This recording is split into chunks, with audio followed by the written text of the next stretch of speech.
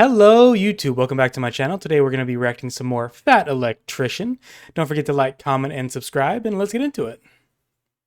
Boop.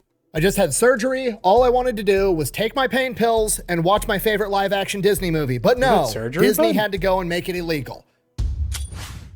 Today we're talking about Togo. What is Togo? Togo was a dog back in 1925 that saved a bunch of kids' lives, and then the newspapers gave all of the credit to another dog by the name of Balto, and Balto ends up getting a statue in New York City. Really? Seem fair. And then in 1995, Steven Spielberg and Kevin Bacon came out with an animated movie that wasn't even slightly historically accurate, also giving Balto all of the credit. Okay, well now you're just being a dick. But then in 2019, something incredible happened. Disney came out with a live-action movie that was actually fairly historically accurate that corrected the record and gave Togo the credit that he deserved. And if that wasn't cool enough, it starred Willem Dafoe in a dope-ass jacket, and the dog that played Togo was actually the real Togo's great-great-great-great-great-great-great-great-great-great-great-grandson. It was fantastic. It was literally one of my favorite movies ever. And then in September of 2024, Disney comes out of left field and just does the Thanos snap and just deletes it from history. It's not a thing anymore. You can't watch it. And we're going to get into all of it right after word from our sponsor. Of course, good sir. So good news. This works well on rabbits. Gotta skip. Well, yeah, it's hold up a second. I like this 4570 government. Why do they call it government? Because nobody fucks like the government. Because it handles business. Oh. Well, I'm gonna teach these rabbits about taxes. I think you're gonna vaporize them, sweetheart. I love that woman. This video is brought to you by Delete Me. All right, here's the deal. Super simple, straightforward business model. You give them money, they turn around and make sure the data brokers on the internet aren't up in Alaska called Gnome. There's an outbreak of which I think is absolutely worth it. If you want to check them out, I'll have a link and a discount code down below. Let's get back to the video. Okay, here's the deal. In 1925, in a very remote town way up in Alaska called Nome, there's an outbreak of diphtheria. Now, diphtheria has a very high mortality rate for kids. It's literally called the children's plague. And if they don't get an antitoxin, a lot of these kids are going to end up dying. And to make things worse, it's winter, it's negative 50 degrees outside, and the only way to get this antitoxin to these kids is to go to the nearest major city 674 miles away with dog sled teams and then bring it all the way back to Nome. I recall there's a whole like race that they now have that's in honor of this, right? I remember the Outdoor Boys saying something about that. And according to the 1995 animated movie, all of it was done by a half dog, half wolf by the name of Balto, who was accompanied by his accomplice that was a talking goose, which obviously that's all nonsense. The only thing realistic about that movie was there was in fact a diphtheria. Wait, there was no talking goose? My childhood has been ruined. Outbreak in 1925, and there was in fact a dog that was named Balto, but he was not half wolf. He was 100% Siberian Husky. And he was bred by a guy by the name of Leonard Seppala, who's credited with actually being the first dude to bring Siberian Huskies over to America. And Leonard Seppala is a badass in the world of dog sleds, okay? This guy has like one of the best dog sled teams. He's one of the best breeders. At one point, he was in the Winter Olympics. He's winning competitions. He's like top of his game. He is one of the legends of dog sledding. And he actually ended up selling Balto to a guy by the name of Gunnar Kaysen because Balto wasn't good enough to make it onto his sled team. He was too slow. The lead dog in his sled team for almost a decade was a dog by the name of Togo. Togo was a very sick puppy. He was the only puppy in his litter, and because he was so sick, Seppala's wife actually, kept the dog in the house, didn't let him go out in the kennel, and kind of babied this dog. So once this dog was in better health, he was kind of spoiled, and he was a troublemaker, and he was a little bit rebellious, and Seppala just didn't really like him because he wouldn't ever listen. He was untrainable, and because of that, Seppala ends up selling him to be a pet for somebody else. And then one day, Togo, about 2 weeks after being a house pet, jumps through the kitchen window and runs back to Seppala's house and goes back to the kennel. At which point Seppala's like, well, fuck, okay, I guess you're not leaving, but you're still not part of my dog sled team. So then Seppala would go out, take his dog sled team, training, doing events, and Togo would actually dig his way out of the kennel and run alongside the sled team. And eventually he's like, fuck it, I guess we'll see how good you are as a sled dog. And he ends up being the lead dog. And Seppala said out of all the dogs he ever had, Togo was the absolute best. I'm going to name him Togo.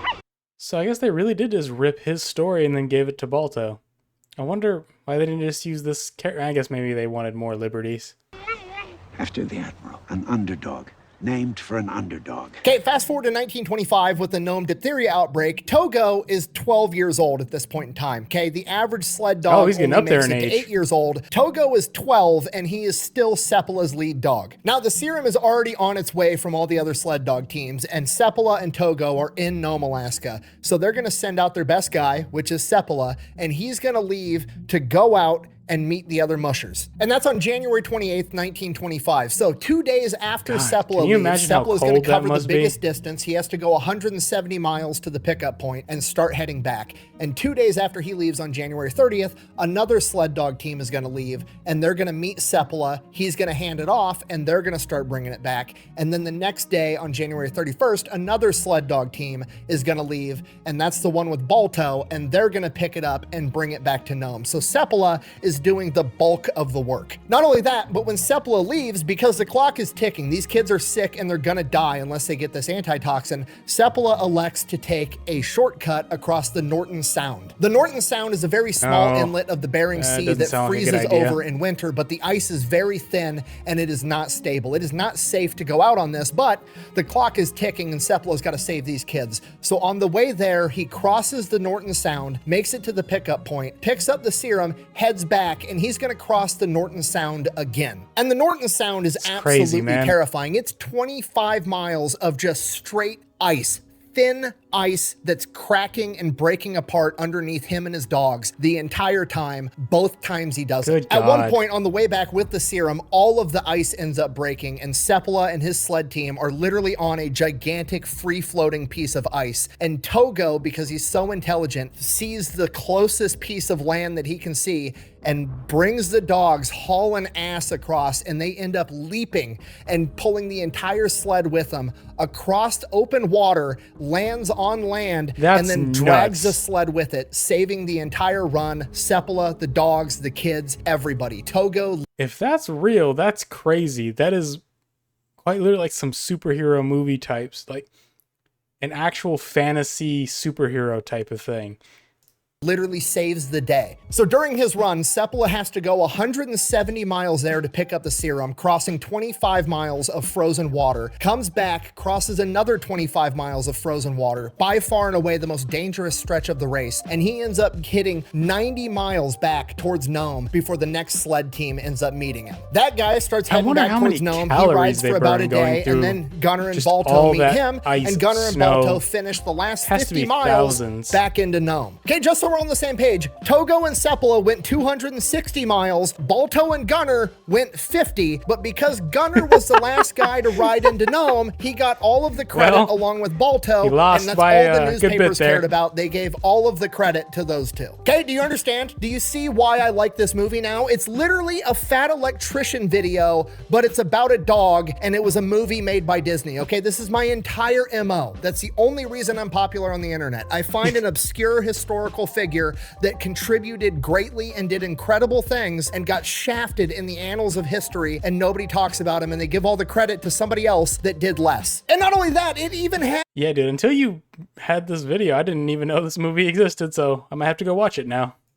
Togo had a troubled youth where he would get in trouble, ends up being a terrific leader, and then the icing on the cake, it's his last hoorah. He's 12 years old. He's too old to be doing this, and he gets his, old age and treachery moment. The only thing that could make this movie more of a fat electrician video is if Togo had bad eyesight and had to lie on his eye exam to be the lead dog, and he drank too much booze. That's the only thing that could possibly make it better. True. Got one more in your pump. And not only that, it kind of fixed the historical record in the common zeitgeist, right? Because that 1995 animated movie made everybody think that Balto did all of this by himself, which he absolutely didn't. And it did it to the degree that even today, as I'm filming this video, if you go to Balto's Wikipedia page, the top line said that Balto was Leonard Sepala's lead dog, which isn't true at all. It was never it true. does Leonard have the Sepala incorrect bred him information and then even- sold him to somebody else because he was too slow. Leonard Sepala's lead dog was Togo. For the love of God, somebody please Why did they change it though? It's one thing to do it for like an animated film just taking a liberty, but to actually have the historical text like incorrect is weird.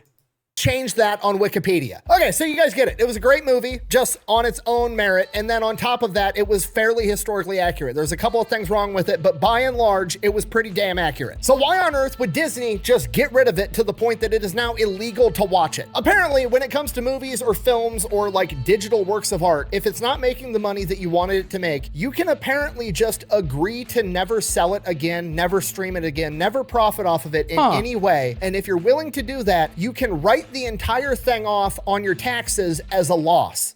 That's some neat trick. And that's exactly what That's Disney did in September of interesting. 2024 I never with even like heard of that 25 to before. 30 movies, getting them a $1.5 billion tax break. Okay, do you understand how absolutely insane it is for them to be allowed to take a perfectly Well, I good guess it asset kinda and makes sense. They're intentionally really destroy struggling it for just money so they right get now. a tax write-off? It shouldn't even be legal. This literally undermines the entire concept of capitalism, okay? And I'm not bashing on capitalism. I'm the most hardcore capitalist you'll find in your entire life. But logically speaking, the entire proposition of capitalism is like, okay, you're an entrepreneur. You're going to take Right. your own money, your own time. You're going to Yep. pour your blood, sweat, and tears into this project, your vision, and you're going to create this product, and then you're going to take it to market. And if it goes well, you deserve to make a ton of money because you're the one that footed all of the risk. And that's why we can justify millionaires and billionaires inside of society. That's Yep. the logic, whether you agree with it or not. Okay, but the flip side of that is if you take the risk and pour your blood, sweat, and tears into a project and it doesn't go that great, guess what? Get fucked. You lose money. That's how it's supposed to go. You Yeah, don't get to that's destroy true. the asset and then write the entire thing off. That's complete and utter bullshit. That's a write-off. That's a write-off? Yeah. Do you even know what a write-off is? Do you understand how fucked up something has to be for Disney to psyop me into kind of low-key advocating for taxes? It's insane. Okay, and where's the line? Where does this end? I mean, imagine if Sig Sauer, that company that invented the P320, that pistol that allegedly when you drop it, it just fires itself. What if they came out and they were like, hey, we invested millions and millions and millions of Just dollars in pretend their R&D product and doesn't development of this exist. gun, and we've decided it's not working out that great, so we're just gonna go ahead and never sell it again and write the entire project off. I'll make that deal. I own part of Bunker Branding, the company that makes all my shirts and my hats and my merch. I own a part of that company. If I walked into the warehouse in Bernie, Texas, gathered up all the shirts that we had made, hauled them out to the parking lot, threw a Molotov cocktail at it, started a bonfire, and roasted marshmallows, should I be allowed to write all of that off as a loss, or am I just an Yeah, that asshole and an sounds idiot? really I'm gonna go with weird. the second one. Okay, that's the gig. That's capitalism. When you win big, and They when you probably lose, have a guess lot of what? Tough shit, friends in you high fucking places that lost. help them The do end. that. You don't get to hit backspace and delete history. Yeah. Actually, if you would read the entire article, Disney cites that it costs a lot of money to house and curate a large catalog of videos. Okay, look at me. Look at me. That is a bullshit excuse, okay? How on earth would some electrician from Iowa know that? Because me and my friends got together and started our own streaming platform, pepperbox.tv, and it's got like 73,000 subscribers, and we've got a ton of videos up on there. Guess what? It does not cost that much money to have an extra video sitting on the servers. And we also make exclusive content. Yeah, but I think at this point Disney's kind of, if not dead, it's dying. It has wasted way too much money on things that are just failing. So maybe they're just grasping at any straws they can. Just for that platform, just like Disney Plus does. I would never even remotely fathom coming up with an exclusive piece of content, paying to have it made, putting it on my platform, and Yeah. then it didn't get enough views on my platform, so I then delete it and have it as a tax write-off. It just doesn't even make sense. And if you still don't believe me, look at the platform we're probably on right now, YouTube. Any person on the planet can get on Google, start a YouTube account, upload hundreds of gigabytes worth of video, Yeah. not get any views, not have their channel monetized, taking up space on Google's servers, and guess what? YouTube's still making a metric fuck ton of money. But on top of that, it gets worse. It gets even more unethical because a significant portion of actors and actresses, when they are agreeing on how they're going to get paid to work, to be an actor and actress in a film, they agree that they're going to get paid part of their salary in royalties. That means every time that video gets a view, Oh, yeah, they get a now the little bit film's of money, gone, and that's they don't how get they make their anything. living. But when Disney comes out and just nukes the movie from existence so nobody can stream it, nobody can buy DVDs, nobody can watch it whatsoever, guess how much money they end up getting paid? Absolutely fucking nothing, even though they put all of the work into it. But you can't do this to me. Oh my god. much I sacrificed? Going back to my bunker branding example, if I go into my t-shirt warehouse, haul all my t-shirts outside, have a bonfire, roast marshmallows over the top of it like an asshole, I don't get to turn around to my employees and be like, sorry guys, I didn't sell any t-shirts. Go fuck yourselves, you're not getting paid. No, it's not how that shit works. I wonder if the actors, I guess if they felt inclined to, could sue over that. I know Scarlett Johansson is suing Disney over something similar. Okay, the entrepreneur, the person that's assuming all the risk, has the obligation, morally and ethically, to make sure the employees that work on a project get paid the amount of money that was agreed upon for that work. Okay, that's how capitalism works, and Disney is messing up the entire system. I can't believe how mad I am about this dog movie, okay? And the thing that makes it worse is even if this video goes like super viral and Disney like wants to remake the movie because they realize they fucked up, they're gonna ruin the movie, okay? Because they're gonna go into some Disney board meeting and they're gonna be like, wow, that is an incredible story. Why on earth would we get rid of that movie? We should remake the entire thing. You know what? However, I don't like the notion that there was a white dude with a bunch of purebred Siberian Huskies. What if instead we cast Anne Hathaway to be Leonard Seppala, and then we made Togo be a pug, and then on the dog sled team there was a ferret and a cat and some 14-year-old e-girl that thinks she's a dog. Not only is Disney ruining capitalism, they're disrespecting the memory of Togo, okay? He was 12 years old. He was an old man that ran 260 miles through a snowstorm across a frozen fucking ocean to save a bunch of kids' lives. Then he never got the credit that he deserved for it, and then Kevin Bacon and Steven Spielberg fucked up the common zeitgeist of history, making everybody think that Balto's punk ass did it, and then Disney comes out of left field and they're like, you know what, we're gonna fix the historical record, and then 4 years after that, they nuke that from existence because it doesn't meet the bottom line of Bob Iger's fucking spreadsheet. Okay, all I wanted to do was come home from surgery, sit in my lazy boy, take my pain pills, and watch Leonard Seppala and Togo save a bunch of kids, but I can't because Disney is trying to fuck up capitalism. And now I gotta go get on eBay and see if I can find an old DVD copy of this movie so it's not lost forever. Copy. I guess, thanks for watching. Best way to support the channel is go buy some merch over at thefatelectrician.com. Quack bang, out. Farewell, good sir, and I hope you get better. I'm sorry you got hurt out there. Well, that's all for this video. Don't forget to like, comment, and subscribe, and I'll see you in the next one.